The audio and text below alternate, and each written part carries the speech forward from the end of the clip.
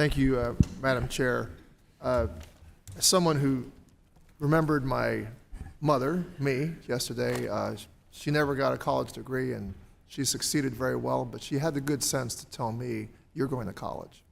Mr. Secretary, I share some of my colleagues on the other side's concern about the cost of higher education, the cost of post-secondary education, and that and part of the brokenness of the system is, more and more of the cost of going to school at higher ed is being borne by families. We've seen states subsidize public higher ed much less than it did several decades ago. And I also think that there are bad actors out there. I want to ask you about the Higher Education Act and the incentive compensation ban that was instituted several decades ago. What do you believe the congressional intent was behind this incentive compensation ban? I believe it was intended to limit the ability for compensation for services that were provided to students by third-party servicers. Well, would you agree that the incentive compensation ban was intended to prevent colleges from behaving in unscrupulous ways? And do you know of some of the behaviors that Congress noticed in its hearings several decades ago about the behaviors that they were seeking to curb? I'm having a hard time hearing you. Can you repeat the question, please? I'm sorry.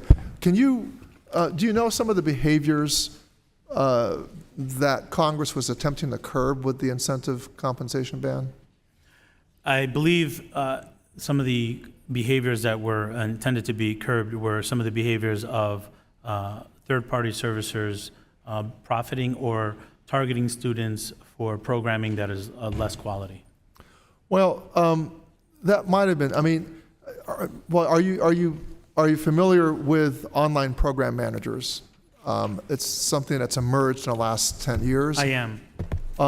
They're known as OPMs. Are you aware that what many critics are saying about online program managers? These critics are alleging that these program managers are getting around the intent of the incentive compensation ban.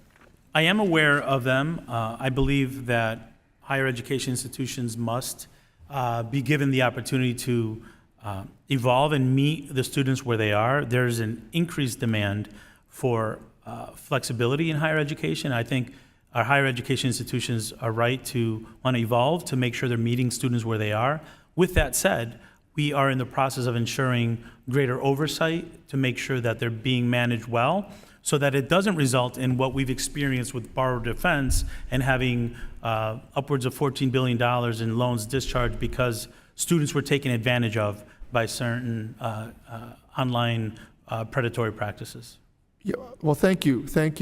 Are you concerned at all about how the 2011 bundled services guidance by the Obama administration may have opened the door for abuses and opportunism by these online program managers? I'm aware that there have been concerns expressed and that there have been concerns expressed by my colleagues on the Hill about the potential negative impact on students, yes. Well, thank you for that. Critics are charging that students are being sold online programs that are deceptively marketed as equivalents of in-person programs on campus, typically financed with debt. Now, are you concerned that online program managers may be inducing colleges to set up these online programs as cash cows that mislead and target underserved students by aggressively extracting revenue and misrepresenting the value of these programs? We are currently in the process of rulemaking to make sure we put in the checks and balances that are needed while also giving colleges the opportunity to explore partnerships that recruit students differently and meet students' online needs the way students have asked for. Well, you know that Representatives DeLauro, Jayapal, and Mr. Bowman and myself in March, as public comment on the incentive compensation ban, we recently co-led a letter. Borrowers in a social work program offered through the tuition sharing agreement between the University of California and 2U duly acting as a public company and an online program manager, were left with a median debt of $112,000, but the median salary for their degree was $52,000 2 years after their completion. I see my time is running out. I just wanted to make sure I got that information. And that's the sort of behavior we're concerned with and how this might be driving students to us unsustainable debt. I yield back. Thank you.